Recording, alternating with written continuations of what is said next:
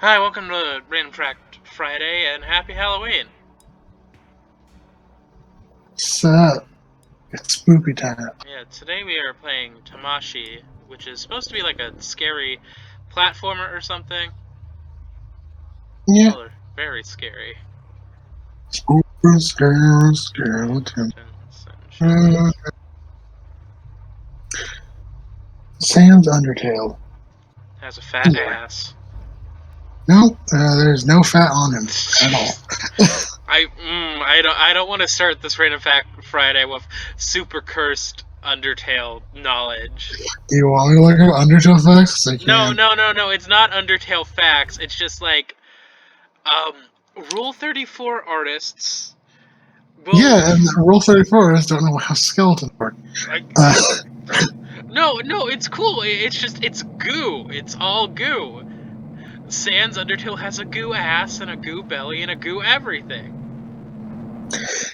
Anyway, the first fact of spooky season is that the jack-o'-lantern comes from the Irish legend of Stinging Jack.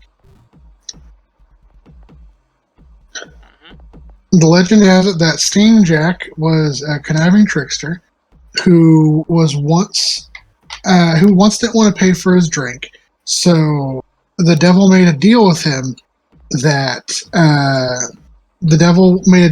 he would get his drink for him if Jack promised him his soul. So then Jack convinced the devil, okay, turn yourself into a coin. I will trade that for alcohol, and then you can come back and everything.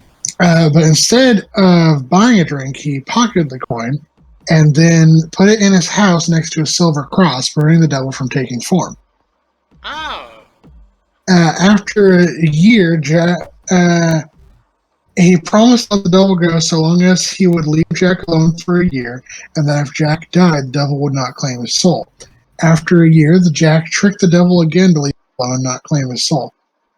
Making a deal that that the devil would never allow Jack into hell. When Jack finally died, God didn't want such a lying, thieving bastard in heaven, and the devil, true to his word, would not allow him to enter hell. So then Jack was sent off to the night with only a burning coal to light his path, and he placed the coal inside of a carved-out turnip and has been roaming the earth ever since. Huh, so that episode of Billy and Mandy is kind of true to form. Except it was the devil instead of the Grim Reaper. Yeah, huh.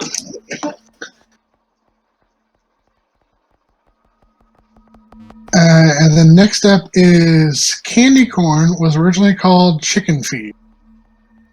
Ew.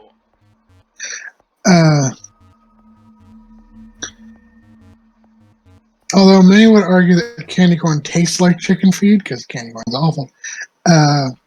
That's not how it originally got its name. When it was created in the 1880s by George Renninger, it was sold to the masses by the Gazolta's Confectionery Company, now called Jelly Bean Company, at the turn of the century. Because corn is what was used to feed chickens, the creation of the chicken feed on the box was marketed with a colorful rooster until it was eventually changed to candy corn. I don't know. I don't particularly mind candy corn. I think it's... Do you know the truth about candy corn? Okay, is that actually where it's like we've been eating the same candy corn? Yeah, no new candy corn has been made since the early 1900s. Okay.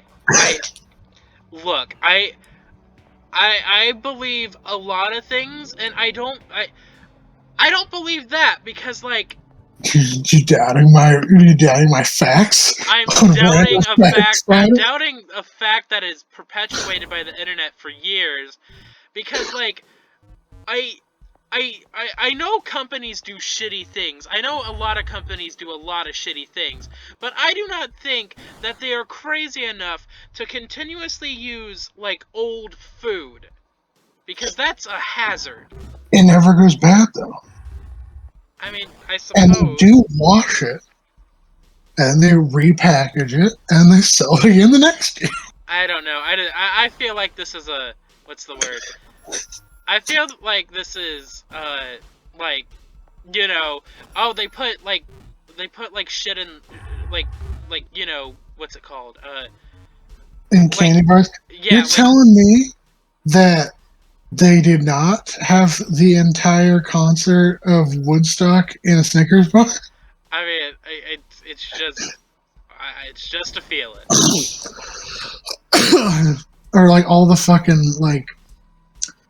fucking stories of like they're selling you children weed candy. I mean, if you've ever met a real life, you would know they would not do that. They would not give up their own weed candy. Yeah, like I'm not giving your kids weed gummies because weed gummies are expensive. Do you know how long it takes to grow magic mushrooms? Do you, Deborah? But I think that also stems from the fucking. I believe that stems from how newspapers and websites will just fucking make shit up for headlines to get like a buzz. Because there's so many like things where it's like there's this epidemic, and it's like no, there isn't. Like this never happened, or like it happened exactly once, and you're wanting to sell shit. You're wanting to get clicks. You're wanting to get views. It's like all that shit of like how like this TikTok trend is killing people. Like everyone's eating Tide Pods. Like it was 5 people. It was like 5 people. Get off your ass. Yeah, it's like it's that fucking like thing of like people like the news media circles it, and then like boomers and other easily people are like, well, boomers, well, people who believe shit easily, or people like boomers who just want a reason to hate younger generations. You understand? Yeah. Anyway, the record for the most lit jack-o'-lanterns on display is 30,580. Huh. Yeah, single location. A lot of the record was set in the city of Caney, New Hampshire, in 2013.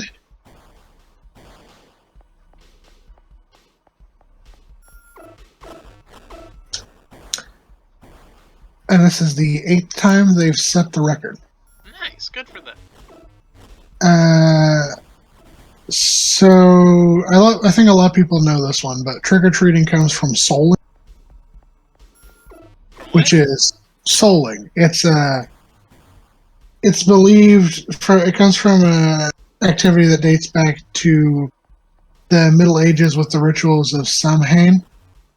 And it was believed that phantoms walked the earth the night of Samhain, so people would dress up in costumes in an effort to repel or guide the spirits.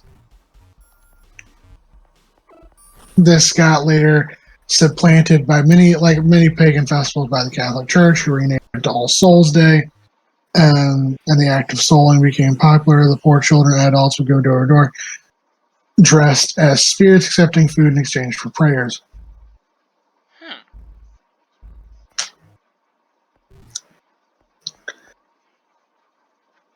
Okay, now which jackass decided to give out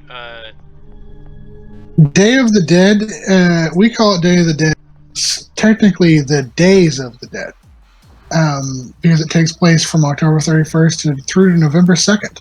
Oh. Interesting. Dia de los Muertos is October 31st. Then it's Dia de los Inocentes, which honors the children that have died and the family members who were innocent who died. And then Dia de los Muertos is November 2nd. Huh. Where families honor the adults who have died and place marigolds on their gravesites. Did I unintentionally pick a flower of the dead for my death domain cleric? Yeah, marigolds it's very symbolic. I'm gonna let you know. Intentionally. I did not do that intentionally.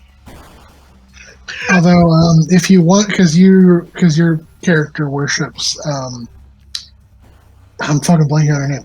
Persephone. You should have gone with like crocus flower. That's like I think one of her big symbols.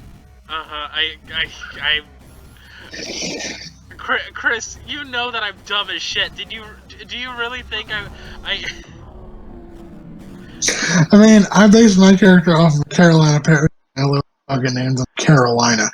So, That's fair. That's fair. and my idea for for Goliath Frost giant character was Antarctica. Michael Myers' mask is Shatner. He's actually like a really bad William Shatner mask. William Shatner mask that's been fucked up. Halloween, as we know today, can be traced to the Celtic end of Harvest Festival, Samhain, like I've already previously mentioned. And during Samhain, people would light bonfires and wear costumes to either honor the dead or ward off evil spirits. So honor good spirits, ward off evil spirits. Nice.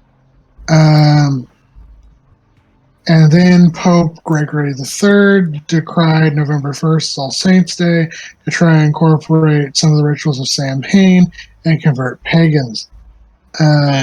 All Saints' Day was also called All Hallows, and the night before, when the traditional Samhain festival used to take place in the Celtic region, was called All Hallows Eve. It's kind of interesting that we celebrate the eve, but we don't celebrate the day anymore. Yeah, that is a little weird. Like, at least in the United States and, like, most of Europe, yeah. On the night before Halloween, young children the streets for Beggars Night. According to an article in the Des Moines Register, the event began around 1838 as a way to prevent vandalism and give younger children a safer way to enjoy. Beggars Night is very similar to regular trick-or-treating, except kids are required to tell a joke, a poem, or perform a trick for the treat. I sort of remember this. Didn't like a lady who was just sick and tired of her begonias getting like stomped every like Halloween Eve was like, I'm fucking sick of this. I'm gonna get these kids a way to unleash some energy without destroying my fucking garden. I remember it from like a fucking what's it called? A Drunk History episode. Drunk History is underrated. Yes, Drunk History. So is Horrible Histories. What about Puppet History? I have not. If it's not Muppets, I don't like puppets. I mean, they're Muppet looking. Yeah, but if it's not the actual Muppets, I don't like it. Okay. Unless it's like made by Jim Henson and his company. Yeah. Finding a spider on Halloween. Luck. Hey, that's cool. Do you know about 1/4 of all life on Earth are beetles? That's terrifying. Beetles! Well, 1/4 of all species, not all life. Because nematodes can give you a run for the money. In Alabama, wearing a nun or a priest costume for Halloween is illegal. Oh, well, that sounds like a them problem. Pumpkins are technically a berry. Yeah, what classifies a... Okay, it's because the seeds are on the inside, right? It's a specific way how, like, it's around the seeds. Yeah, 1 second. What are the requirements to be a berry? So, to be considered a berry, a fruit must have developed from a single ovary and generally have a soft exocarp and a fleshy mesocarp. And the endocarp must also be soft and must enclose 1 or more seeds. As far as like berries we traditionally call berries, are like blueberries, gooseberries, and like cranberries are like the only ones. There might be like another one, but the only ones that are like strawberries, raspberries, blackberries, those aren't berries. Those aren't technically berries. But bananas are technically berries, so are cucumbers, tomatoes, pumpkins, and watermelons. And bananas. Interesting. Spirit Halloween is one of the most popular Halloween stores in the States and the world, and is notorious for only being open for about a month at a time. I mean, it makes sense, seeing as Halloween only happens once a year. Spirit Halloween. Someone put. So you know that police department that got burned down in like. I'm blanking on where it was. Did it get turned into a Spirit Halloween? Someone put up a fucking banner along the fence that was enclosing it. Said "soon to be a location of Spirit Halloween." Jesus Christ. We're running about 16 minutes on this one. Okay, we'll do a couple more minutes because it's Halloween. Okay. Yeah, it's the Minneapolis one. Someone put a fucking banner on it and said, "Soon to be Spirit Halloween." German model Heidi Klum is famous for her outstanding Halloween costumes. Ooh. Traditional Halloween colors are black, orange, white, and purple. And green, I guess green works as well. Yep. The fear of Halloween is called Samhainophobia. Oh, that was off-putting. I might need to edit this video a little bit. Although black cats, bats, snakes, and spiders are traditionally associated with Halloween, the official animal of Halloween is the owl. Huh.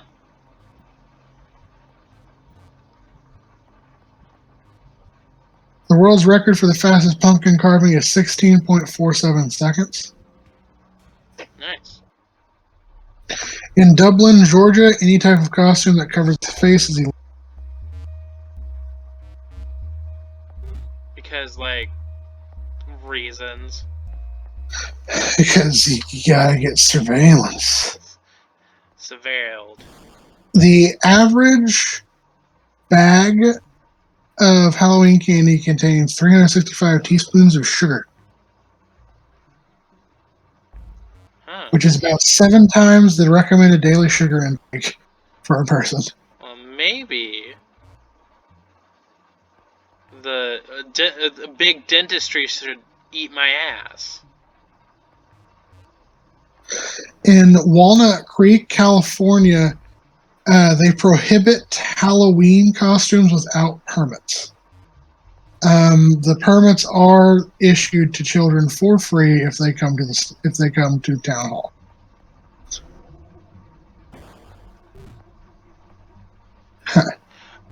Okay, I get how this works. That's feels kind of dumb.